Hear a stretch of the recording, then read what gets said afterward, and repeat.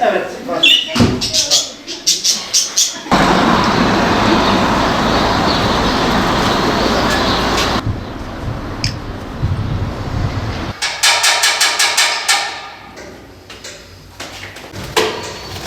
Selamünaleyküm.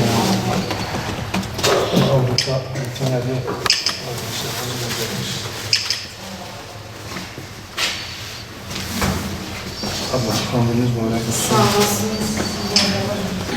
Avrupa Yetim Eli olarak 6 Şubat'ta Türkiye'de Kahramanmaraş'ta meydana gelen ve 11 ilin etkilendiği deprem sonrası Avrupa Yetim Eli olarak bütün alanlarda faaliyet gösteriyoruz. Bugün de Diyarbakır'dayız.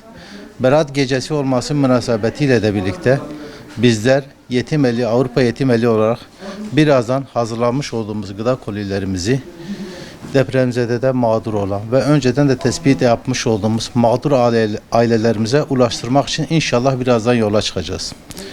Burada bize yardımda bulunan, bize bu kolilerin yetişmesi için yardım gönderen bütün hayır sahiplerine teşekkür ediyoruz. Ve kendilerine şunu da söylüyoruz.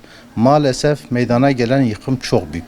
O yüzden bu yardımların da sürekli gelmesi gerekiyor. Bu yardımlar bir günlük, 3 günlük, 5 günlük değil. Aylarca, maalesef de yıllarca sürebilecek bir mağduriyet var. Hayır sahiplerimizden ricamız bu mağdurları unutmamaları, yardımlarını aksatmamalarıdır. Kendilerine bir daha teşekkür ediyoruz.